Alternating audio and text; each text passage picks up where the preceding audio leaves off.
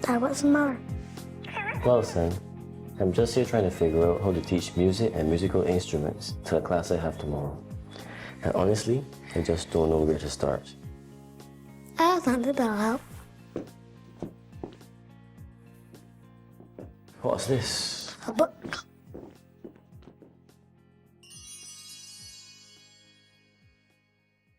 Who are you? What are you? Who are you?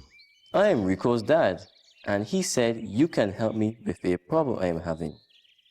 Okay, so what may I help you with? Well, I have to teach some students about music and musical instruments tomorrow, and I honestly do not know where to start. Can you help me? Follow me. Let's adventure, learn and play. At Kidz Central, we learn new stuff every day. Shapes and colors, galaxies. At Kidz Central, we can even learn to read. So come on, join the fun. Let your imagination run. You can be on a little island, take a trip to solar system. Oh, learn it now, a verb or vowel too. At Kidz Central, learning is easy just for you. Come on, A-E-I-O-U. At Kidz Central, you're learning at Kidz Central. Come on and watch it. A-E-I-O-U. At Kidz Central, you're learning at Kidz Central. Come on and watch it.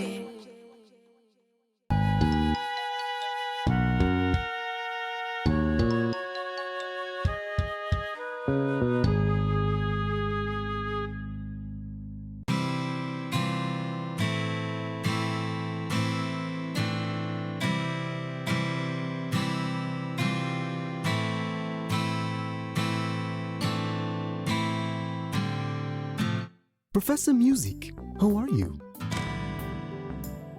Hey, Maxie? I told you, it's Max. Yes, Max. What may I help you with today, my boy? Rico's dad is Rico! Hey, long time no see, my friend. What's up? here. Cut off once again. I was telling you that this is Rico's dad, not Rico. Nice to meet you, Professor Music. Do you have any information on musical instruments? Well, sure. Let's see. There are 4 main families of instruments. These are brass, woodwind, strings, and percussion. Could you tell us more about them? Sure. Within the brass family, we have instruments such as the horn, the trombone, the trumpet, the tuba, and many more. Brass instruments make their sound by amplifying the sound that comes from the player's vibrating lips. As the air flows through the tubes, it vibrates and it makes a crisp, bright, vibrant sound. As far as woodwind instruments are concerned, we have the bassoon, the clarinet, the flute, the saxophone, and others. The list can be further categorized, but we'll leave it at that for now. A woodwind instrument produces sound when the player blows air against a sharp edge or through a reed, causing the air to vibrate within the object. Quite interesting thus far. But before you go on, may I ask, what is a reed? Well, to put it simply, a reed is a thin strip of material which vibrates to produce a sound on a musical instrument. Most reeds are made from strips of giant cane, formerly known as a rondodonna. We also have the strings. This family of musical instruments makes sound by way of a vibrating string or strings stretched between 2 points. For example, there's the harp, the violin, the guitar, the cello, and many others. Next, we have instruments such as bass drums, bongos, snare drums, and others. Percussion instruments are those which make sound when an object strikes them. Other percussion instruments are chimes, cymbals, bells, xylophones, a good favorite of mine, the triangle, and many more. That's quite a bit of information. Sorry, I tend to go a bit overboard sometimes. You know me. Let me recap for you. Here's a list which shows some examples of instruments by family. In the brass family, we have the horn, the trumpet, the tuba, the trombone, and others. And in the woodwinds family, we have the oboe, the clarinet, the flute, the saxophone, and others. Also in the strings family, we have the harp, the guitar, the violin, the cello, the fiddle, the kora, and others. And lastly, in the percussion family, we have the bongos, bass drums, snare drums, cymbals, xylophones, bells, and others. So there you have it. I hope this information was helpful. This has been very helpful. Wow, that was really helpful. Thanks, Professor. You're welcome, you two. Well, if that would be all, I'll be back on my guitar. Hey, do you hear that sound? Sounds like... That sounds like the steel pan. Yes, that's correct. It's the steel pan. Did you know that the steel pan is an internationally recognized percussion instrument made in the Caribbean? The steel pan is a musical instrument that originated in Trinidad and Tobago, and as such is also the national instrument of that land. It formally came into existence in the 1930s around the Second World War. Many consider the years 1938 and 1939 to be the birth years of the steel pan. Did you know that the steel pan was the only new acoustic musical instrument to be invented and accepted worldwide in the 20th century? It was. Note though that the concept of the steel pan has its roots in African culture and consequently was brought to the Caribbean during slavery. Slaves were not allowed to play their own drums, so they used indigenous materials to create them. At one point, they started to use steel drums, which then evolved into the steel pan as we know it today. The steel pan was commonly made from 55-gallon drums that usually stored oil. However, today, these pans have been constructed using sheets of steel with the instrumental segment being pitched correctly to suit the pan's category. For example, soprano, tenor, baritone, bass. In order to make sound, the pan is struck by a pair of straight sticks with rubber at the ends. These sticks vary with the size and type of pan on which it is being used. As mentioned before, there are quite a number of members that belong to the steel pan family, such as soprano or lead, double tenor, double second, cello, tenor bass, 6 bass, and 12 bass, just to name a few. A panist is the title given to a person who plays the steel pan. Apart from such ones being featured in solos, they are also known to be a part of a band called the Steel Band Orchestra. Join me, sit back and enjoy the sweet melodies of a steel band orchestra.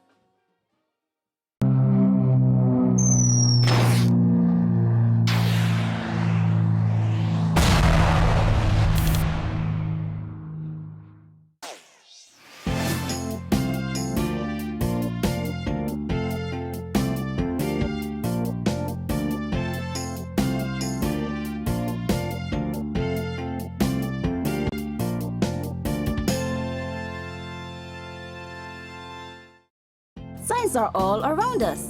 They come in various shapes and sizes.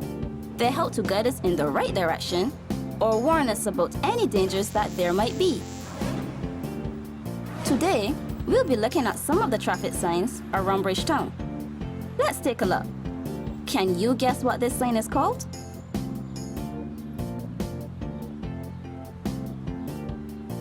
This is called the no entry sign. It is a prohibitory traffic sign, and that means that it tells drivers that they cannot enter this particular road. Can you tell me what two shapes make up this sign?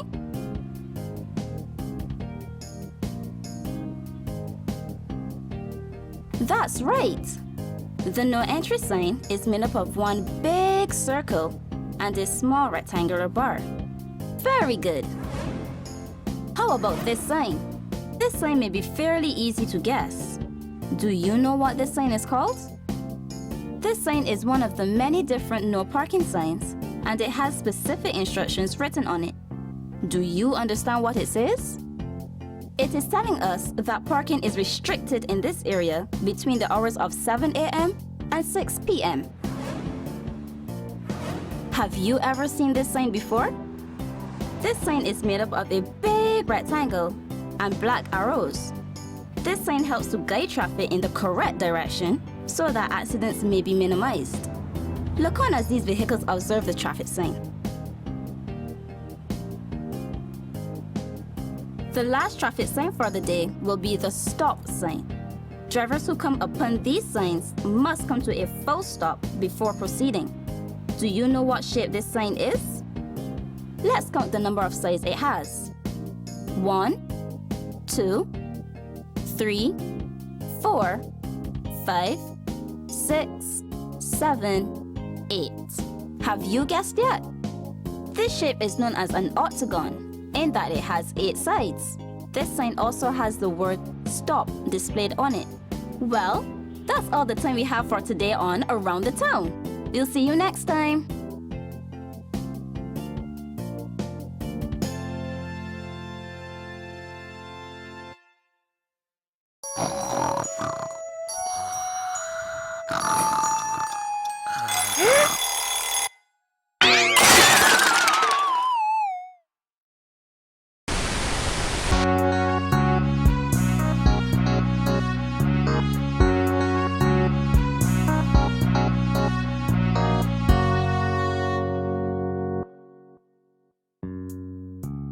Do you know which organ on our body allows us to hear? That's right, it's the ear. The ear is the sense organ that makes it possible for us to hear. Hearing is one of our most important senses. It not only allows us to communicate, but it allows us to hear the wonderful sounds and noises that surround us every day. Without our ears, we would not be able to hear the sweet song of birds chirping or the loud rumble of the thunder during a storm. Do you know how we hear? Well, before we answer this question, let's first look at what sound is. Sound consists of vibrations that travel through the ear or another medium and can be heard when they reach a person's or animal's ear. Sound waves enter the ear and are changed into nerve signals that are sent to the brain.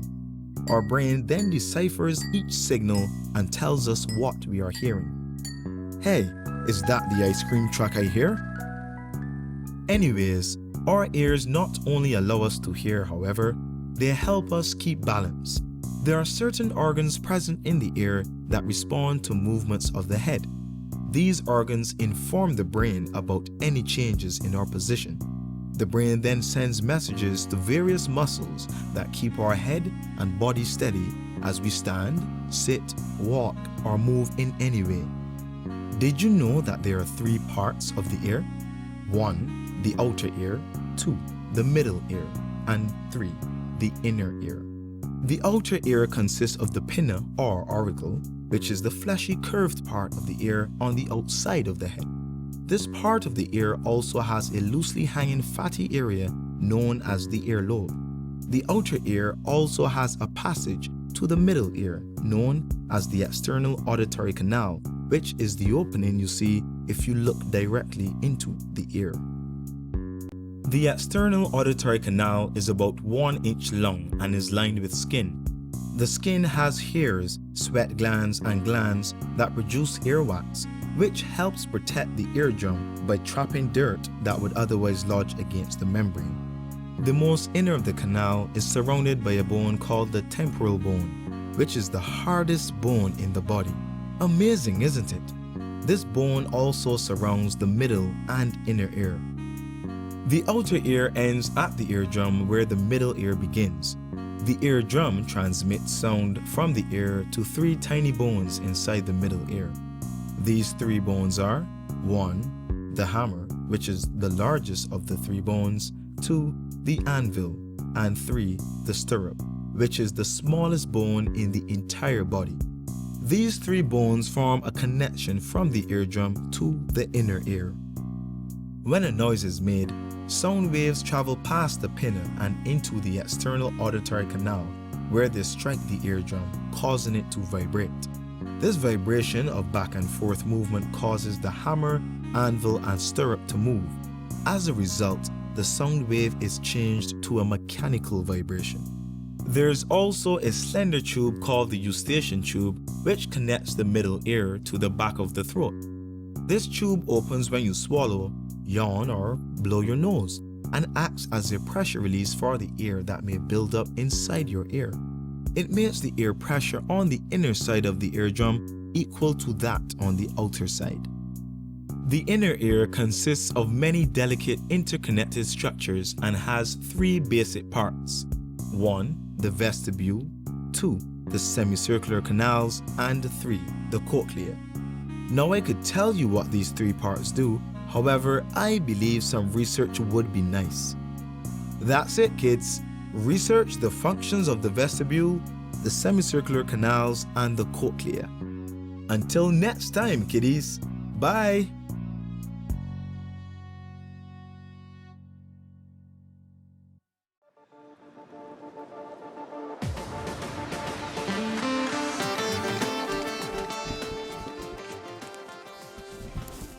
Hi there, kids. Today we'll be looking at making our very own maracas.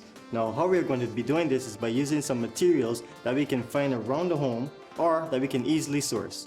In front of me we have a bottle, we have popcorn seeds, masking tape, and some markers for the design.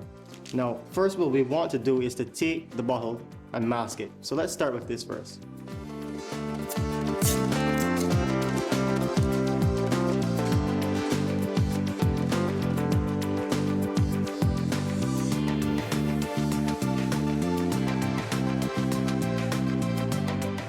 Now that we've finished masked our bottle, what we will want to do now is to take the markers and draw anything we would like onto the bottle. This will be our own design. Let's start on this.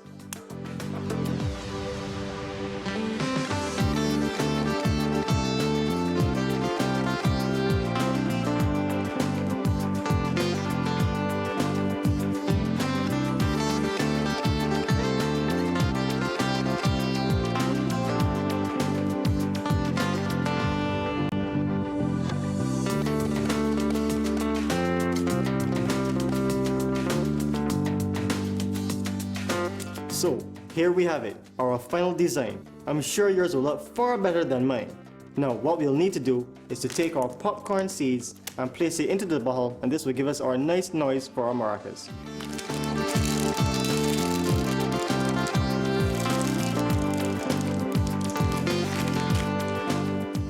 Once we've finished adding our popcorn seeds, cover the bottle, and all that's left to do now is shake, shake, shake.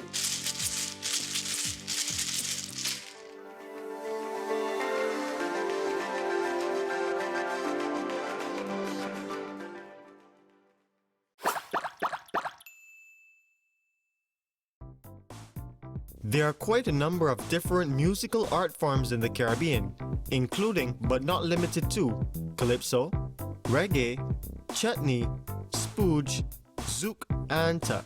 Let's briefly take a look at each one. Calypso. Calypso is a genre of Afro-Caribbean music that has its roots in the island of Trinidad. Calypso, however, can be found throughout the entire Caribbean region and is loved by many. This music was primarily used as a way of communication among slaves. However, today it is mainly used for entertainment and features lyrical content that surrounds political and social concepts. Reggae. Reggae is a very unique piece of musical composition commonly featured in Jamaica. It features a syncopated beat, which usually means that the second and fourth beats are accented and the third beat is emphasized. The name reggae came about from the word ragged, which was a term used to describe a style of dance music which had its roots in New Orleans-style rhythm and blues. It soon evolved into the form we recognize today. Note though that its origin is not actually Jamaican, but rather it is a mix of sounds from the US and Africa. One famous reggae artist internationally known is Bob Marley. Chutney. Chutney music originated in Trinidad as a combination of elements from traditional Indian music and Trinidadian soca music. This fusion was established in the Indo-Caribbean in the 1940s within temples, wedding houses, and cane fields. Due to its Indian influence, some of the lyrics are in Indian languages such as Hindi and Bhojpuri. Spooge. Spooge is a style of Barbadian music created by Jackie Opel in the 1960s. It is a form of music that borrows elements from the popular Trinidadian calypso and Jamaican ska. However, spooge also has influences from the British Isles and the United States. It commonly features the cowbell, the bass guitar, the trap set, and other various percussion instruments. Zouk. Originating from the Caribbean islands of Guadeloupe and Martinique, is a rhythmic musical art form known as zouk. Zouk, which stands for party or festival, arose in the late 1970s and early 1980s, using elements of previous styles of Antillean music. There are many subgenres of zouk music, such as zouk love, zouk charade, afro zouk, and cabo zouk, just to name a few. Tuck. Tuck or tuck music is a musical form indigenous to the island of Barbados. It is generally played by a group known as a tuck band. This form of music is most commonly played with a bow fiddle or penny whistle flute, a kittle triangle, a snare, and double-headed bass drum. Tuck bands are based on British military regimental bands which played for special occasions like visiting royalty. Tuck bands are commonly seen accompanying landship events or being accompanied by iconic figures such as Mother Sally and Shaggy Bears. Tuck music is a Barbadian blend of African and British music. Thanks, Max. This has been very helpful. I know this will help my students. Bye. Well, kids, until next time, bye.